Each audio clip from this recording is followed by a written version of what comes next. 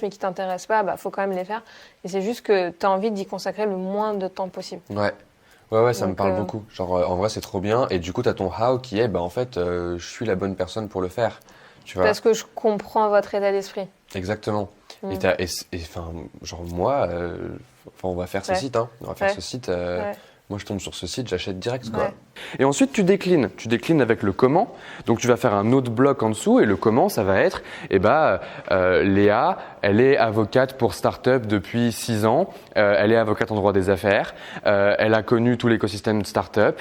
Elle vient bosser hyper régulièrement chez The Family. Donc, elle côtoie tout l'écosystème de The Family. Et les entrepreneurs sont une passion pour elle. Donc, en fait, elle comprend parfaitement leur état d'esprit. Elle comprend comment elle peut les aider réellement dans chaque cas auquel elle est confrontée.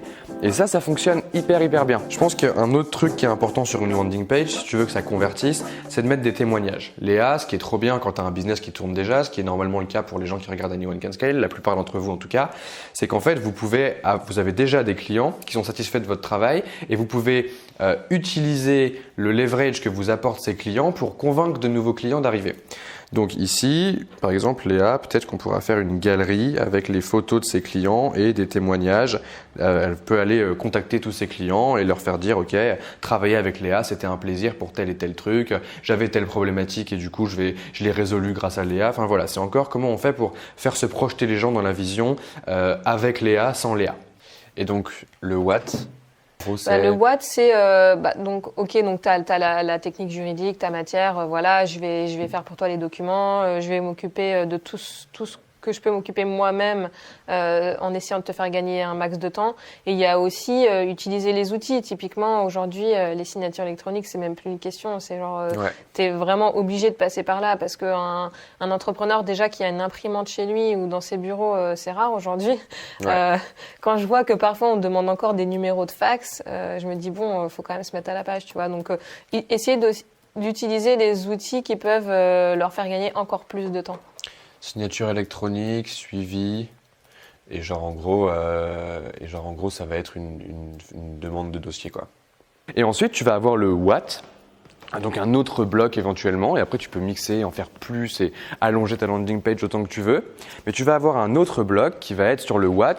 Qu'est-ce qu'elle vend? Et Léa, elle vend une prestation abonnement qui est sur le long terme, et elle vend des packaging de différentes prestations, et en fonction des différents stades de ta boîte, elle va avoir différentes prestations possibles, etc.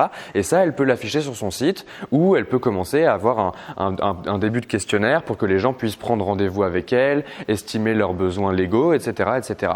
Ici, on va pouvoir rajouter, je pense, un système de package. Peut-être que c'est un gros truc de pricing comme ça. Je ne sais pas encore trop, mais c'est la prestation exclusive plus l'abonnement. Donc, Presta unique, abonnement. Et en tout cas, donc ici, il y a une liste des choses qu'elle offre dans chaque offre. Peut-être qu'il y a une petite offre de base qui est conseil gratuit, ou peut-être qu'on va remettre ici genre juste le PDF des bonnes pratiques pour faire du légal en startup, avec un call to action qui va remonter sur le questionnaire et qui du coup nous permettra de faire le lien. Et ensuite, on mettra un petit footer et ce sera très très bien. Ok, donc là on a le discours de notre landing page. Qui va être vraiment genre ce truc-là, et ça, c'est à la fois le discours de ta landing page et à la fois le discours de toi, fondamentalement, genre sur comment tu fais pour vendre ton truc. L'intérêt, c'est que sur cette landing page, si on arrive à envoyer suffisamment de gens en acquisition sur cette landing page et qui trouvent que le discours est intéressant, ils vont souscrire. Mais ils vont souscrire à quoi? Parce qu'en fait, tout le truc, c'est si tu leur proposes uniquement d'envoyer un dossier ou de s'abonner, tu peux pas savoir qui est intéressé et tu peux pas savoir comment ta landing page performe. Parce que aujourd'hui, tu vois, tu as 1 ou 2 clients par mois qui viennent du bouche à oreille ou quoi.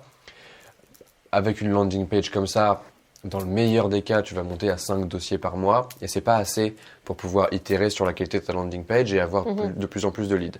Un lead, ça reste un truc qui n'a pas acheté, tu vois, ça reste un prospect, c'est quelqu'un qui n'a pas encore acheté.